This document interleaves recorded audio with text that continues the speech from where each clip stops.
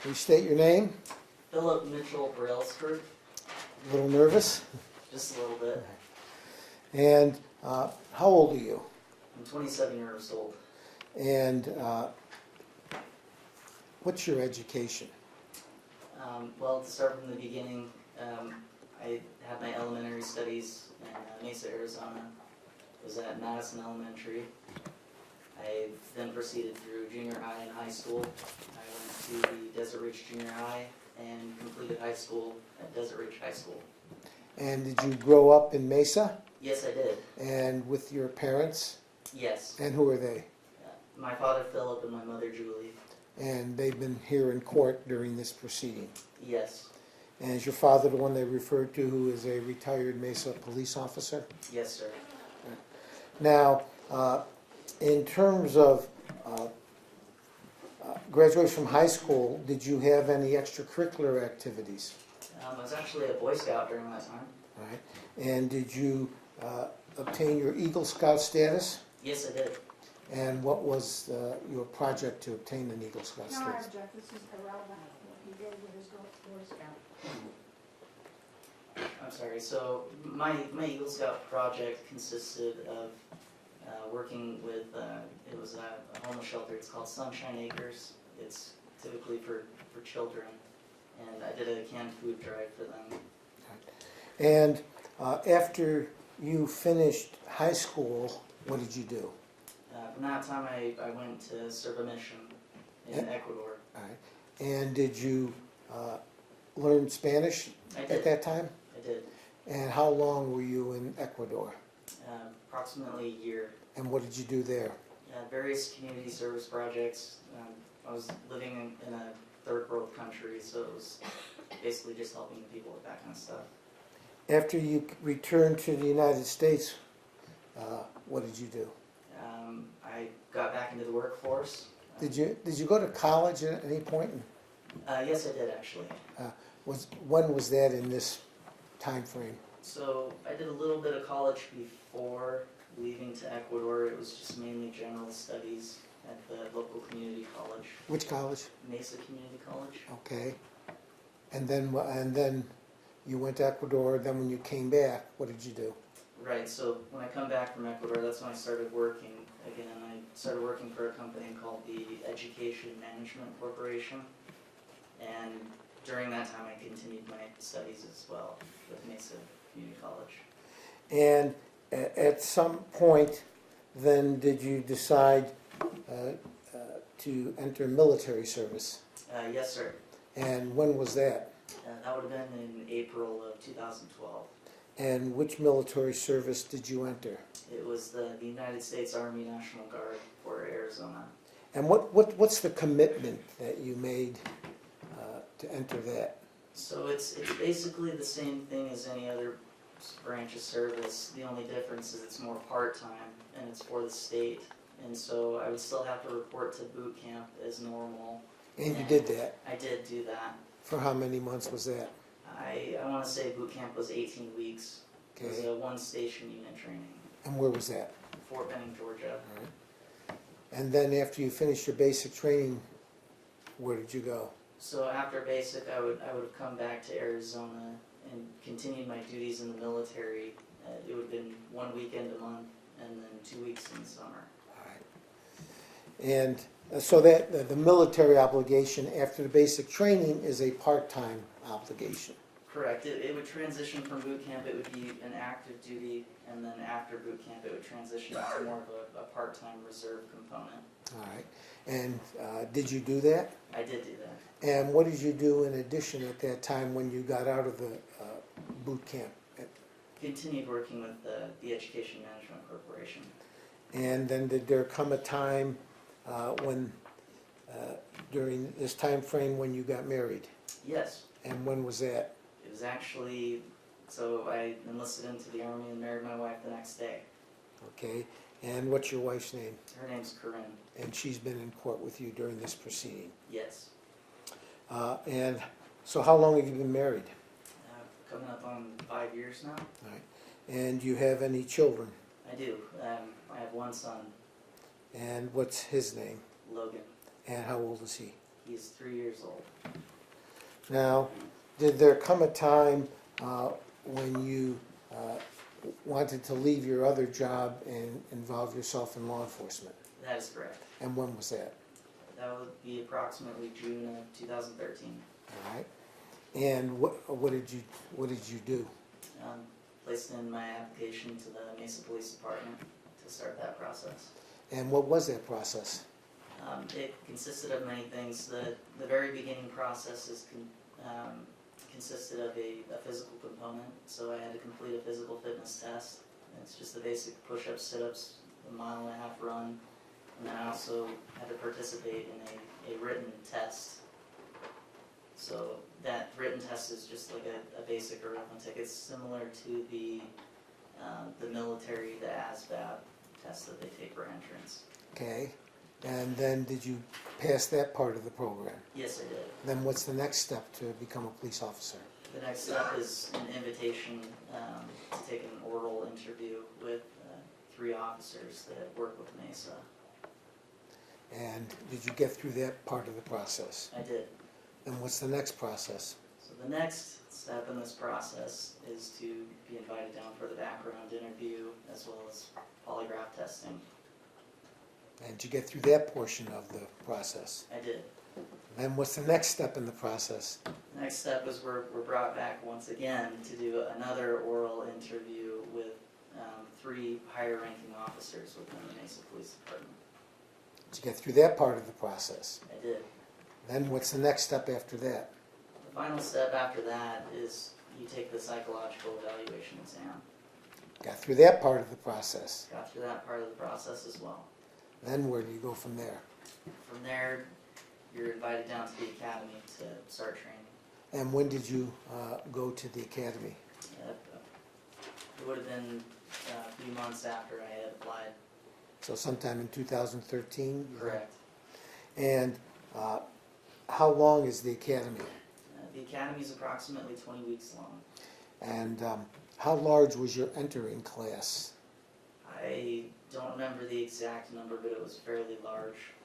And of that class, how many completed the academy? I would say it trimmed down to approximately 20 people for various agencies. Okay.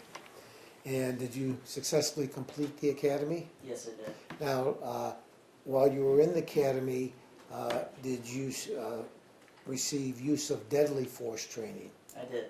And who'd you receive that from? It would be Mr. Jeff Jacobs. He was your instructor? Yes, sir. Did you have any social arrangement with him? I had no knowledge of him prior to that. All right.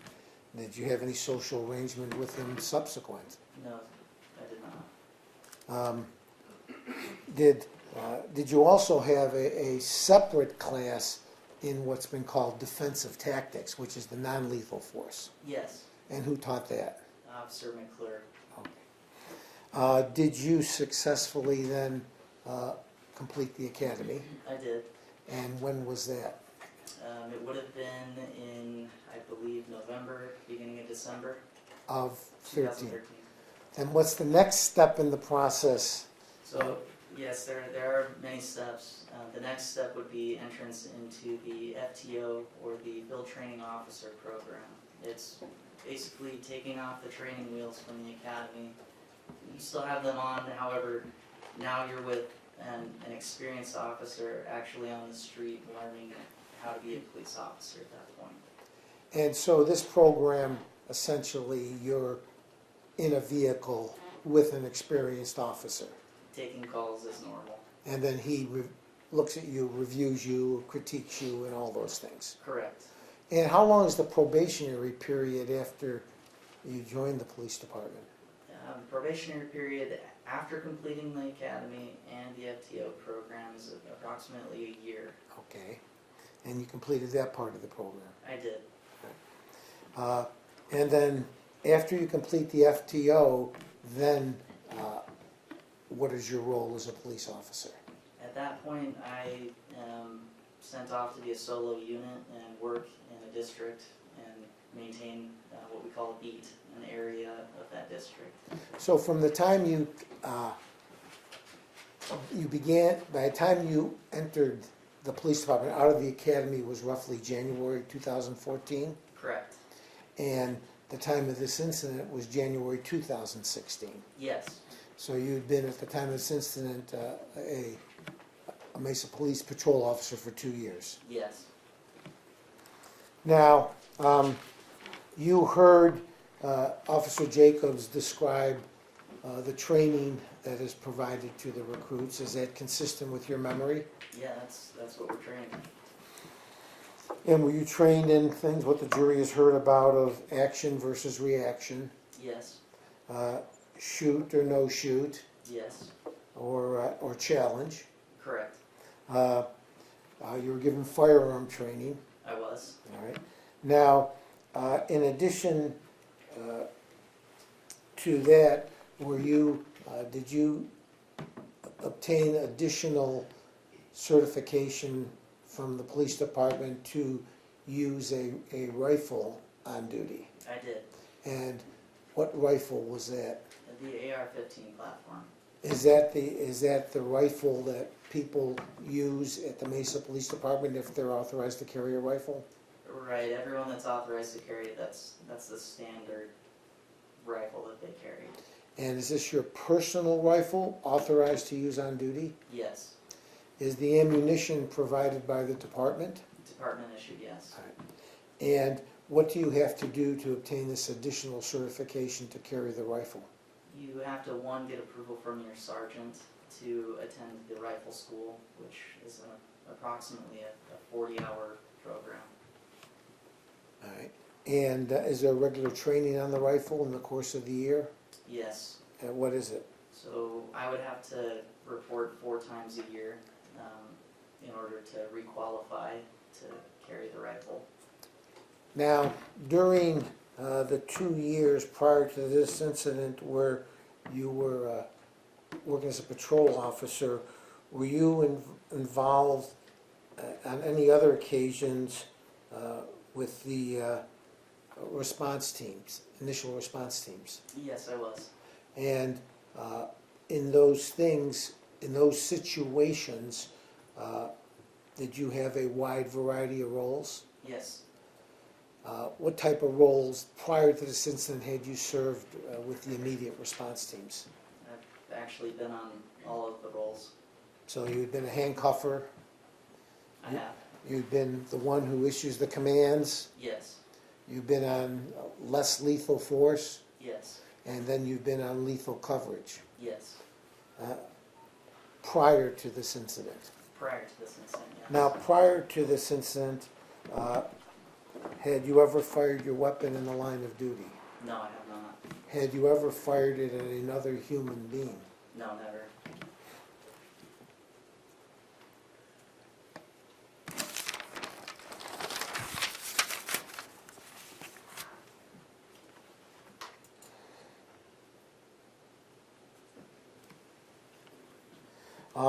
We talked briefly about the ammunition that the department's issued. Do you know what kind of ammunition that is?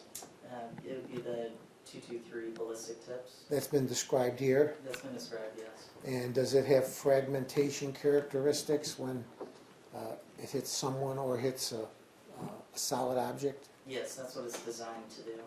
Is it designed to penetrate or to fragment walls? It's designed so that it doesn't pass through walls. It's supposed to break into many fragments upon impact. Now, let's go to the day in question, the day before. Let's talk the night before. Okay. The day before, what was your shift? It was just I was working swing shift at the time. And what is swing shift? It's the hours range from 2 to midnight. All right. Now, and so you go home after work the night before? Yes. And what was your pattern after you got off from work the night before? Take off my gear and get ready for bed. All right. And come home to your family? Yes, And is that what you did the night before? I did. Normal night's sleep? Anything uneventful? No, it was a normal night. Then, if you get off at midnight, what time do you end up getting to bed?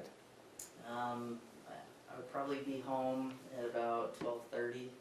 I live fairly close to the substation, so I would have probably been falling asleep around 12:45, 1 o'clock. All right. And what is you talked about your patrol area. What is your patrol area? So I was assigned to beat 72, which at the time would have extended as far west as Higley Road and gone as far east as Power Road, as far north as Main Street, all the way down to the Superstition Springs Mall on Southern. And your job applications was just generally patrol? Yes. And what does that entail in general? So in a wide retrospect, I'm going to be taking calls as a beat officer. So any issues that arise within that beat 72 are going to be, that's my responsibility. I have to write the reports on those. I'm allowed to leave that area and, conduct patrol, traffic stops, the normal duties of a police officer. All right. Now, going back to that night, you get up in the morning on this day, and what was your day like before you went to work? I woke up, had breakfast. I would have most likely exercised, just a light jog, maybe a mile, and then started getting ready for the day. Would have had lunch with my wife, and then head off to work from there. Lunch at home? Lunch at home, yes. And then, and what time will you do at work on that day? It would have been, briefing would have started at 2 o'clock. All right. And did you start work that day? Yes, I did.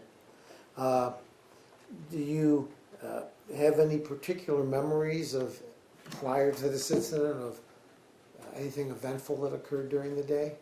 No, I just remembered it being a normal day.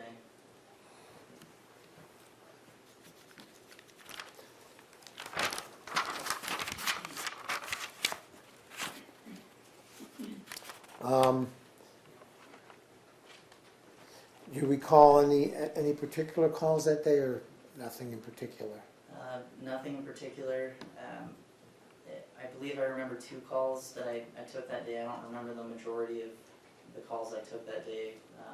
One of the calls was assistance with, I believe there was a homeless woman at the Taco Bell on Power, and I don't even remember the cross street, but she needed assistance from the fire department, and so I was called out there to stand by with her until the fire department showed up in order to give her transport to wherever she needed to go. And remember any other calls stick in your mind at all? I believe nearby there was a man that was being arrested, probable cause for burglary or something to that effect, and I showed up on that call as well. All right. Any other ones stick in your head, or just a general day?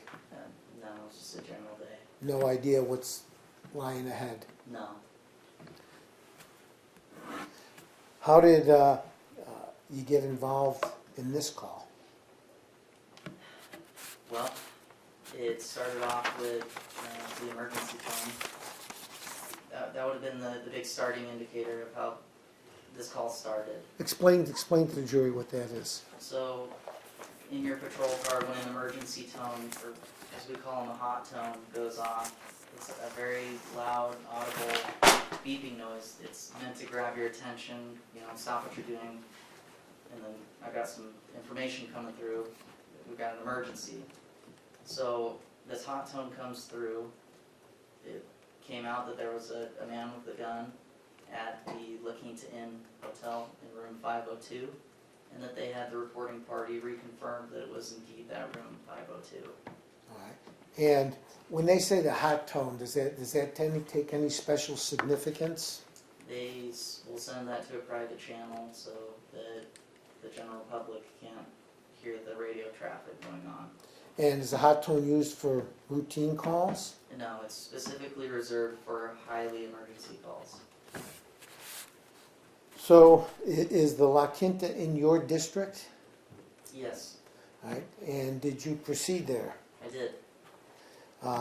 And did you go there with lights and siren? Yes, that's what the hot tone indicates. Because of the emergency situation of this type of call, we're expected to respond to the scene as quickly as possible. Obviously, we want to be as safe as we can, so we're going to be responding with lights and sirens. We may not necessarily have all the information at that time, but we need to get there as soon as possible. And when you, are you always to use lights and sirens for every call? No, When you, how soon after you got the call, approximately, did you get to La Quinta? I believe it took me about three or so minutes to get there. And when you're approaching La Quinta, do you turn down your lights and sirens prior to arriving at the hotel? Right, and that's just common practice. When we start to get nearby to the target location, we're going to shut down the lights and sirens so that we don't alert the suspect or, you know, whoever's there that we're coming. And did you park your vehicle in a particular location away from the area where the window was? Right, so I took a wide right and I went to the east and parked as far north as I could out of view of the window where the other patrol cars were. And as you're approaching this situation, what are you thinking about? Obviously someone felt threatened enough that they needed to have police intervention. I know that we have a man pointing a gun out of a window. Did you know at that point it was a rifle or a gun, or do you recall? I didn't recall at the moment. Upon review of, you know, the video, I've seen the video hundreds of times, you know, and just the testimony. I've been here this whole time. Now I know it was a man with a rifle, but at the time I didn't know if it was a rifle, if it was a shotgun, or if it was a pistol. And was the call a 422? The call came out as a 422, which is police code for man with a gun. All right. So you arrive there, and what do? I parked my vehicle back where the other patrol cars were, out of view of the window. I got out of my patrol vehicle, and knowing the serious nature of the call, decided it might be a good idea if I bring my rifle with me in case the sergeant needs me to use it. All right. And you weren't the only officer directed to go to this, to the scene. No, actually there's many officers that were sent there. All right. And you remember in terms of the officers, were you one of the first? What do you remember about that? You know, we all kind of arrived at the same time, but I remember being one of the first. I may not have been the first person to get there, but I was very close. And as you get there, arrive and get your rifle, do you see any other officers? Yes. And who, do you remember who you see? I believe I saw Officer Gomez and Officer Elmore. And, you know, other officers were showing up at the same time as I was, so we would have waited a few moments, and I believe Sergeant Langley showed up soon thereafter. Now, who's in charge of the scene when Sergeant Langley arrives? Sergeant Langley would be the one in charge of the scene. All right. And when you get there, what do you do when you arrive? Await his instructions. All right. And in this situation, are you, so to speak, the private in this setting, or are you a supervisor in the setting? I'm obviously going to be the private in this setting. Sergeant Langley is going to be the one that takes control of the scene, and he dictates who does what and where and when. And any of your assignments to do whatever would come from who? Sergeant Langley. All right. And when you have you worked with Sergeant Langley on other occasions? I was actually fairly new to this squad, so I have worked with him before, but I believe I'd only been on this squad 3 or 4 weeks. Okay. And what happens after you arrive? So after I arrive, we're waiting for Sergeant Langley to give us our instructions. He actually starts giving out, orders of who's doing what. I'm assuming he saw Elmore and I, because we both had our rifles with us, and so he would have given out instructions. He told me specifically, "You're cover officer." He told Elmore, "He's cover officer," and then he would have given instructions to the other officers as to what their roles were going to be. This is him setting up the the immediate response team at this point. That's his job, That's his job. all right? Did he assign you any investigative function or go do this or anything besides the coverage obligation? No, what we have to realize is at this point in time, because of the totality of the circumstances, this is not the time for investigation. This is time where we need to make the scene safe. Once the scene is safe and secured, that's when the investigation is going to begin. All right, and whose decision is it to when and how and do anything relating to an investigation or the tactics to be used to make the scene safe? That's going to be Sergeant Langley. All right. Did you talk to anyone at the hotel? I did not. All right. Were you provided any information? I was not provided any information personally. I believe I heard some of what Sergeant Langley was talking. He was talking to the hotel staff at one point, and I believe I heard some of what was being said. And what did you overhear? I remember hearing that there's 2 elevators inside of the building, one on the east end, one on the west end, and the east elevator, it wasn't a viable option to use because that elevator would open up right next to room 502. So that's when the decision was made to use the west elevator. All right. And Sergeant Langley's decision. Correct. All right. And what are you feeling at that point in time? Well, we don't know what's going on at this point. It's a very tense situation right from the get-go because we have a man with a gun in an elevated position in a family hotel. I don't know anything about this man. I don't know what the intentions are. I don't know how many people are in the room. That's the problem, is a lot of the information that we just don't know at this time. And does that raise a concern for you? Absolutely. And what occurred then? So from that point, we begin heading west down the hallway on the first floor towards the elevator. All right. Now, when did you turn on your Exxon video? As I'm walking down the hallway towards the elevator, And why did you turn on your video? well, this was a point in time where I thought, it's probably important that I record this. I want to have a recording of what happens. And did you have any intent at that point that you were going to use lethal force? I had no idea. All right. What was your hope? My hope was that no lethal force was going to be needed at all. That everything would go smoothly? Exactly. That things would go smoothly, the individuals in question would be secured, and then the investigation could take point from there. Whatever the justice system deemed necessary after that. All right. And in terms of the post-custody investigation, would that be done by others? Most likely. Detectives? Detectives and their staff. Okay. All right, so you're now turned on your video, Yes. and you know it's on. Yes. All right, what occurs then? I believe we staged for a moment at the bottom of the west elevator while we waited for it to come down. Well, now, since this happened, you've seen that video a lot of times. Yes. All right. And is watching it so many times brings the events to the top of your memory? Correct. Does it refresh your memory too? Yes. And what about reading transcripts and reviewing witness statements and all the things that you've done to prepare for today? All of that has helped, yes. At that moment in time, though, you basically are heading up to the 5th floor Correct. to no idea what you're going to face. Right. Did you think at that point, well, there's a weapon involved? Absolutely. And did you know at that point there were multiple people in the room?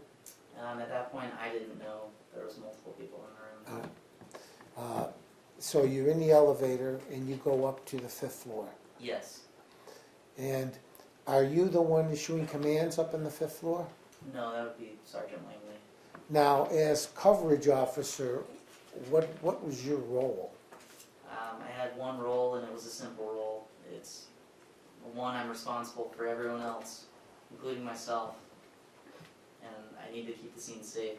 The important, I guess the important duty is to, I'm providing the coverage for the other officers. I have to watch the hands, in a sense, Of the suspects? of the suspect. And are all the other officers have lethal weapons drawn? No, no. And why is that? Well, for one, Officer Elmore and I are essentially the front line, and if we were to have any other officers with weapons drawn behind us, that would cause a crossfire issue. They wouldn't be able to deploy lethal force if necessary. That's what we were there for. So Now Sergeant Langley also had a rifle, he did and I think for a while Officer Doan had a hand. at the time, but after seeing the video hundreds of times and being here for the testimony, I know that now. Okay, at the time you didn't know that. No, At the time, being the lethal coverage, are you responsible for the people, all the other people in your group? yes, And are you also responsible, if necessary, to use lethal force on the suspect? yes, And if not necessary, not to use lethal force on the suspect? correct. And going up there at these moments, are you still hoping this is an uneventful event and everyone goes home? Yeah, exactly. All right, so what happens when you get up on the 5th floor? So we get up on the 5th floor, we exit the elevator, and we begin to proceed down the hallway. Now, when you're going down the hallway, do you know who's in which rooms? No, I have no idea who's in which rooms. I do remember passing a crib in the hallway, which indicated that at some point in time there were families and young children in the hotel. And did it impress upon you the seriousness of the situation? Correct. What are you feeling at this point? We still don't know what's going on. And I've been told that you prepare for the worst and hope for the best, Correct. and that's what's going on. That's what's going on. Did the hotel provide any logistic issues? So when I do exit this elevator, I immediately notice how narrow the hallways are. After obviously hearing all this testimony, now we know that the hallway was approximately 5.5 feet across. That's not very much room. The other issue is the doorways are inset at a 45-degree angle, and we can't see them from where we are unless we are directly upon the door. So the doors can open without you being able to visually see them open. Correct. And there can be people come in, go out, open the door with them not in your vision. Correct. So as you're proceeding down the hall, are you proceeding cautiously? Yes. Do you see any civilians as you're going down the hall? I don't. And at some point, do you stop and group? Yes. And what happens there? I believe the first time we stopped was near room 508. That's where I was positioned. I believe at that point Sergeant Langley was just trying to gauge a distance between us and room 502. So that's when we decided, well, I shouldn't say we, Sergeant Langley decided to proceed to room 504, which was what we believed one room away from room 502. 502 was the room that you had been told where the man with a gun or the man pointing a rifle out the window had been located. Correct. And in terms of information obtained from the hotel, that would have been advised to Sergeant Langley. Yes. All right, so you get to 504. What happens there? This was the moment in time where, as we've seen in the video, that we halt. And I take a knee, Officer Elmore takes a knee, and we sit quietly for a moment just to see if we can hear anything coming out of, well, in the area. Are you authorized at that point if you go, I don't want to do lethal coverage anymore, I'm gonna take out some mace? If only it was that simple, no. Because I was assigned lethal coverage, that is my duty until this is over. All right. And the individual in room 502, based on your training, do you believe them to be armed until determined otherwise? Absolutely. And why is that? That's exactly what I'm trained, especially on a gun call, especially this situation, like we talked about. This is the totality of the circumstance. This is what sets the stage. This man is anybody that comes out of that room is presumed armed until they are physically frisked and deemed unarmed.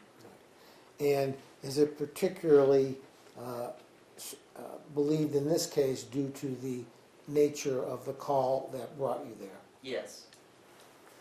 Now, you're outside of room 504. Yes. What occurs next? So as I said before, we're kneeling and listening to see if we can hear anything. Now you have your weapon at that point, Yes. the AR-15. Correct. Is the safety on or is the safety off? The safety always remains on until you are absolutely ready to fire the weapon. And that's how you've been trained, Yes. and that's what you did that night. Yes. You heard that on your video they hear you doing what's called controlled breathing. Yes. What is that? As it's been explained before, controlled breathing is where you draw in breath for 4 seconds, hold it for 4 seconds, and release it for 4 seconds. It's a proven technique to help lower your heart rate, to diminish the effects of, high stress. And this was a high-stress situation. Yeah, absolutely.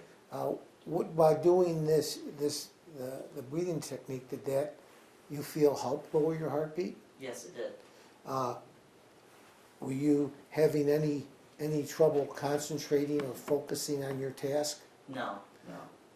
What was your state of mind at that point? Just reflecting upon the totality of the circumstances, the reason why we were there in the first place. We're up on this 5th floor now. We have to deal with the issue at hand, room 502, where supposedly a man with a gun was pointing it out of the window. So we don't know all the information at this point. That's the issue that we're dealing with. It's very stressful. Yes, it was a highly tense situation.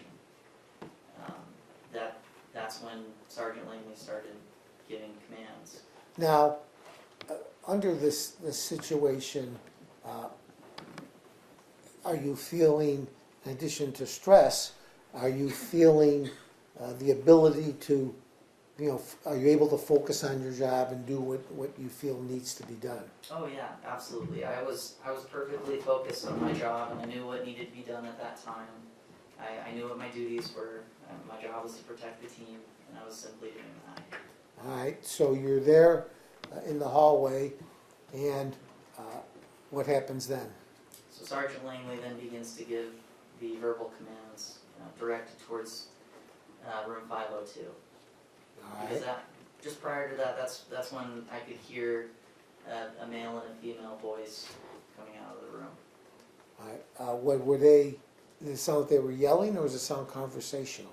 No, it just sounded like conversational tone. And you were able to identify that from room 502? Yes.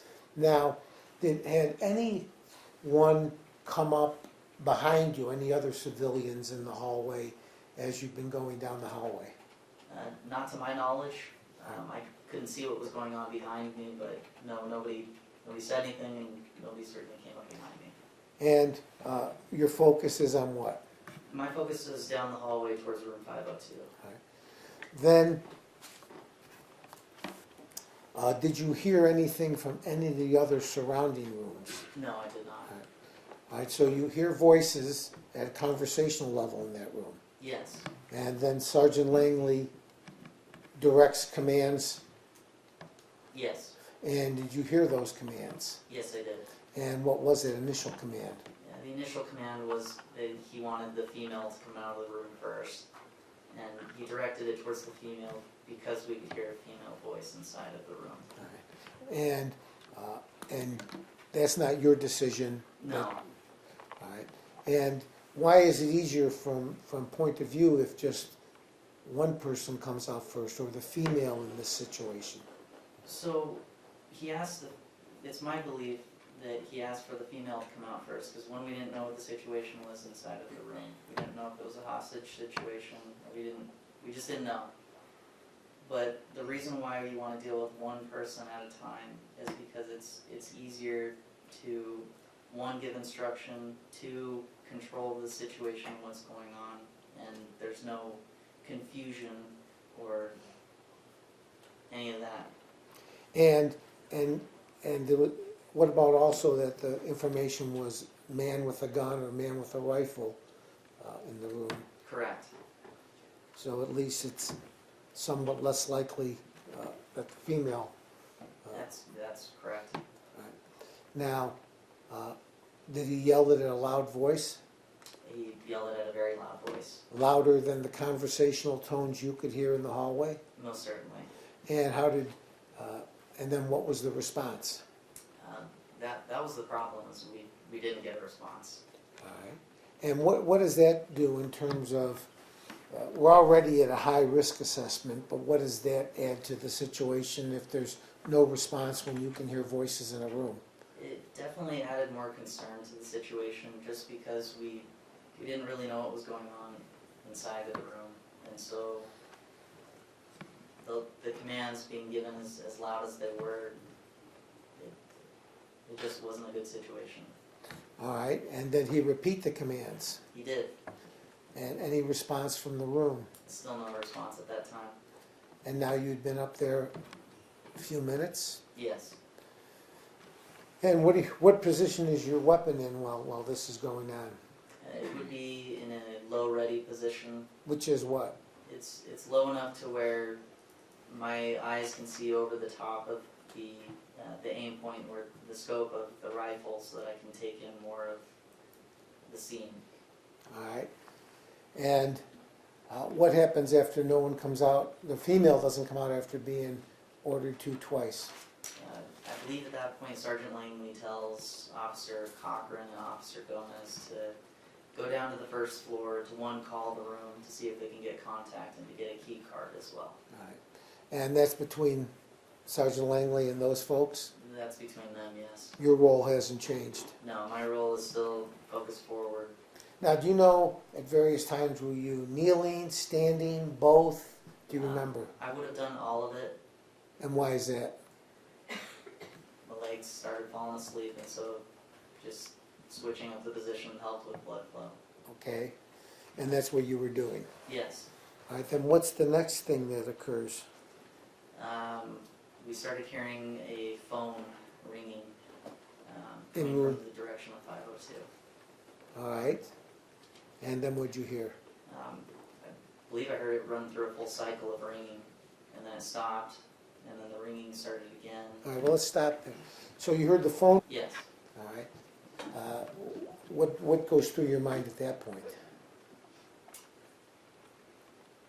Well, I can hear the phone ringing out of the room, and it's not that loud. And Sergeant Langley's commands were certainly very loud, louder than the ring of a phone. louder than the ringer of a phone. All right. Then what happened? So the phone starts ringing again, and I can hear someone answer the phone. I can't hear what's being said. I assume someone answered the phone because the ringing stopped at that point. At some point, did you hear what sounded like the forceful putting down of a receiver? Yes, I was actually able to hear it audibly enough to the point where it sounded, I don't know if they slammed it down or if it was set down. It was set down loud enough to where I could hear the phone being set down. Was that before the conversation with what you presume to be Officer Cochran and an occupant of the room? Yes. All right. Is that what you referred to as a loud noise in the room? Yes. And what did you think when you heard that? I didn't know what was going on in the room at that point. it was my impression, obviously I don't know if they heard the commands that were being given, but it was my impression that they did I'm gonna hear have those. to object, Your Honor. So, like I said, I don't know if they heard the commands that were given, but it was my impression that Sergeant Langley's commands were loud enough to where the occupants of room 502 could have heard the commands. They would have known that we were I outside. object again, Your Honor. Now he's talking about what they would have No. known, and that is speculation. Your Honor, he's given the state of mind. It's not a state of mind, he's speculating about other people's state of mind. Hang on. Objection is speculation. The objection is overruled. The witness is describing this thought process. Yes. Yeah, I again, believe he said what they were The thinking. objection is overruled. I want your thought process. Yes, I'll clarify again. This is clearly my thought process. I'm not saying anything that these people were thinking or what they heard. This is exactly what I thought at that time. Okay, Is that the commands were loud enough to where they could have heard the commands being given. They would have known there was a presence of police officers outside. They would have known our position. So I didn't know what they were doing at that time. then what's the next thing that occurs? So. Well, let's stop there for a second. Okay. Is that another factor? Now, we already have a very high risk assessment. Yes. Is that raising the risk assessment? Yes. All right. It's a form of non-compliance. All right. And this is what you're thinking? This is what I'm thinking. Right. And then what occurs? So from this point, Officer Cochran and Officer Gomez have gone downstairs, heard the phone ringing. I heard what I assumed is someone answering the phone. At some point, Officer Gomez and Officer Cochran would have come back up into the hallway on the 5th floor, and then it seemed like it was a few moments, and very, very quickly and abruptly, a female and male came out of the room. All right. Now, you're not privy to what Officer Cochran is discussing with Langley or Gomez or anything like that? No, I did not know. What's your focus? And my focus is still on that doorway, or room 502. That's going to be my first area, my first threat area. That's just the first thing, because that's what we came there to do. All right. And then indicated a female comes out, Yes, and then shortly after. shortly after a male comes out. All right. Now, you've seen the video many times, Yes, and that although it's a video that accurately reflects what occurred from the video perspective. right. Where was your eyepiece for the video the entire time? It would have been right here, not on these glasses specifically. I was wearing a department-issued set of Oakley's. No, it's all right. She's Oh, motioning me to get out of the way. apologize. So they would have been a set of department-issued Oakleys that they were prescription. They have a clip that I mount on the side of my glasses, so the camera would be sitting right here near my temple. So it gives a viewpoint from the right side of your temple. Correct. And at that point, what occurs? So at that point, obviously the situation became more tense. Now, instead of dealing with just one person, we're having to deal with 2 people, plus the room, because we still don't know if there's more people in that room. We haven't located a weapon. We don't know any of that stuff yet. So Sergeant Langley gives commands to the individuals to get onto the ground, as we've seen in the video. All right. And now, at that point, had things gone completely smoothly, was the plan to then take them into custody and let the detectives determine what, if any, criminal behavior, who was the person in the window, who was pointing the weapon, to deal with it? Yeah, correct. That's the end goal that I hoped for all along. To take them into custody, and then the detectives will investigate what, if any, firearms offenses had been committed by any of them. Exactly. And at this point,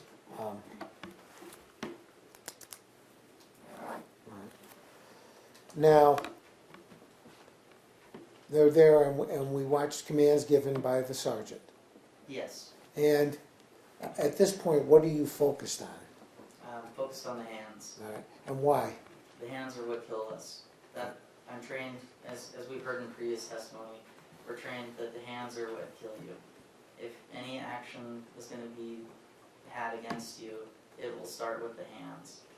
All right, and they start off initially, we've learned they're 20 feet away Correct. on it. And we saw Mr. Shaver, we saw Ms. Portillo get taken into custody. Yes.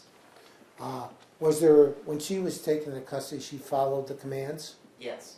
Was taken into custody unhurt? Yes. There was a little issue when Officer Gomez went in front of you. Right. What were you thinking then? I was not very happy that he did that. It was extremely dangerous. For one, he stepped in front of us and obstructed my view for a moment. It's typically not how we would come across a situation like that. But sometimes things happen. Sometimes things happen. Not And- perfect. And then did Sergeant Langley quickly order him to do it a different way That's what happened. and order him to frisk Miss Portillo? Yes. Now you're left with one individual, Mr. Shaver. Yes. Who's making the decisions how to deal with Mr. Shaver? Sergeant Langley is. All right. And what do you observe with Mr. Shaver that you recall? In regards to, His behavior from the time Ms. Portillo's in custody and safe behind the group, now you're dealing with him.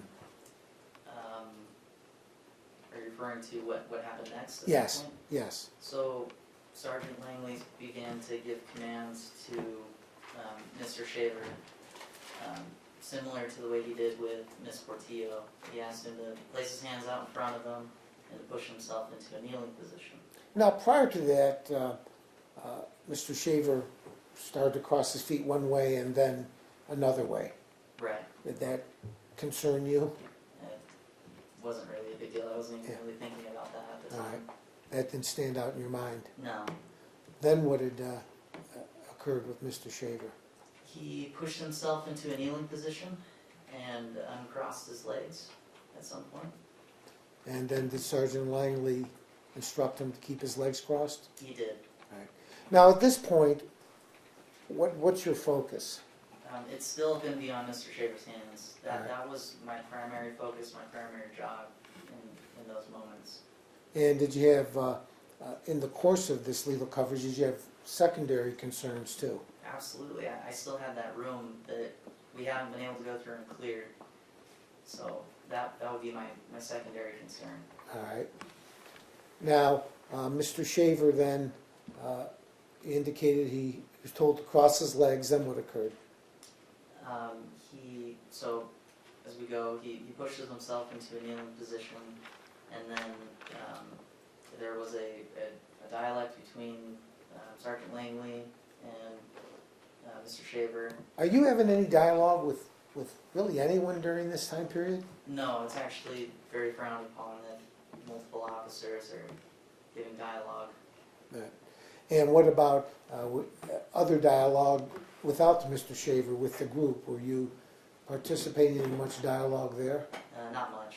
What were you focused on? Just the safety of everyone else. All right. So then go on, what happened with Mr. Shaver then? So, for some reason, and I don't know why, he places his hands behind his back. All right.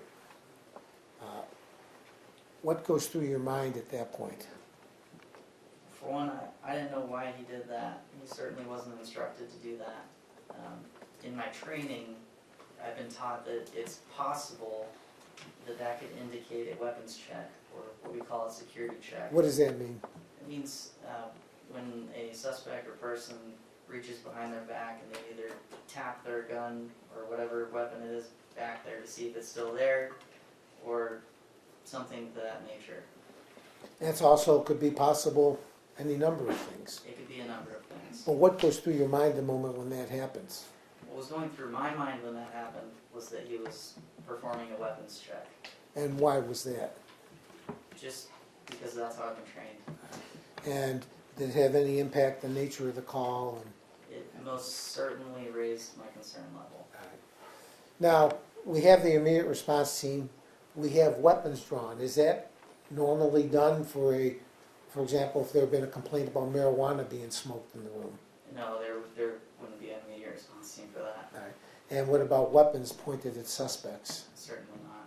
And when are we supposed to be pointing weapons at suspects? Like I've said before, it all depends on the totality of the circumstances, the nature of the call. It all boils back to why we're there in the first place, And the man with the gun. which is the man with the gun. Now, at this point with Mr. Shaver, do you, based on your training and experience, believe him to be armed? Absolutely. All right. You didn't shoot him then? No, I did not. Why not? Several reasons, actually. One, it happened very fast. There was much more distance than the second time. And, I hesitated. And simply my decision at that point was not to fire. I didn't fire. And then what happened? Like I said, it happened very fast, but his hands came out and I saw there was nothing in them.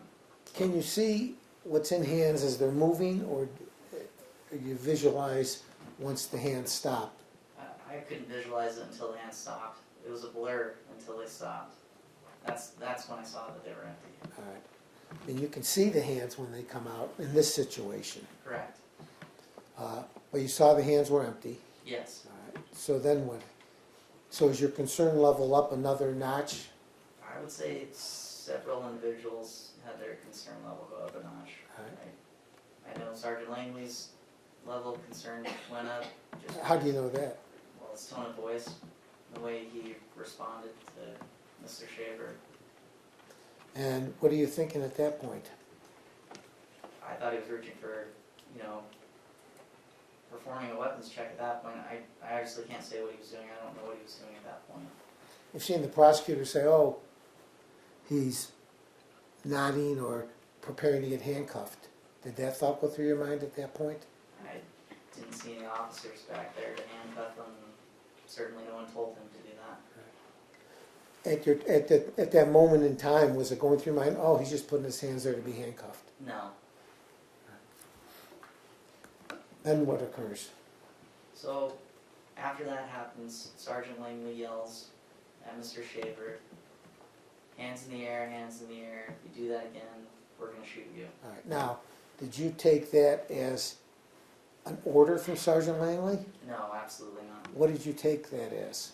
I took that more as a warning. Hey, look, don't put your hands behind your back or this is what's going to happen. It's a possibility of what can happen. And is this a warning not only for officer safety, but for Mr. Shaver's safety under these circumstances? It's going to be for everybody's safety at that point. If he keeps his hands where you can see him. Correct. Your Honor, do you want to take the break now, or do you want me to continue? No, we'll take a brief off there. And we'll resume this again.